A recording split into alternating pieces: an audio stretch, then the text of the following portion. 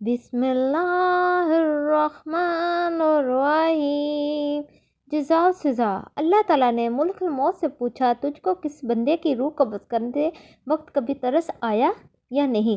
ملک الموت نے عرض کیا، اللہ رب العزت، مجھ کو 2 انسانوں کی جان نکالنے میں بہت دکھ ہوا تھا۔ اگر تیرا حکم نہ ہوتا تو میں ہرگز ان کی جان نہ نکالتا۔ ارشاد ہوا، بتاؤ وہ 2 لوگ کون تھے؟ عرض کیا، ایک تو وہ بچہ تھا جو نیا پیدا ہوا تھا، اپنی ماں کے ساتھ جہاز کے ٹوٹے ہوئے تختے پر بے سر و سامانی کی حالت میں بیٹھا تیر رہا تھا۔ اس وقت اس بچے کا وہ سہارا تمام کائنات میں اس کی ماں تھی، تو مجھے حکم ہوا کہ اس کی ماں کی روح قبض کر لے۔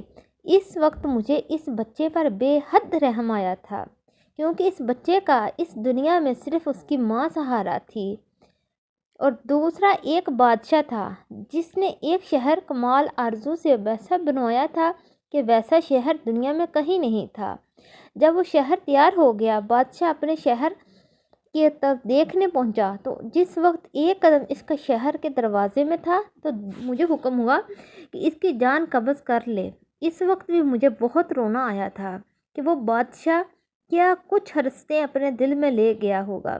اللہ تعالیٰ نے فرمایا، اسرائیل، تمہیں ایک ہی شخص پر 2 بار رحم آیا تھا، کیونکہ یہ بادشاہ وہی بچہ تھا جس کو ہم نے بغیر ماں باپ کے بنا کسی سہارے کے سمندر میں تیرتی لہروں و طوفانوں میں محفوظ رکھا اور بلندیوں پر پہنچایا۔ جب وہ اس مرتبے کو پہنچا تو ہماری تابعداری سے انکار کر لیا، منہ موڑ لیا، تکبر کرنے لگا اور آخر کار اپنی سزا کو پہنچا۔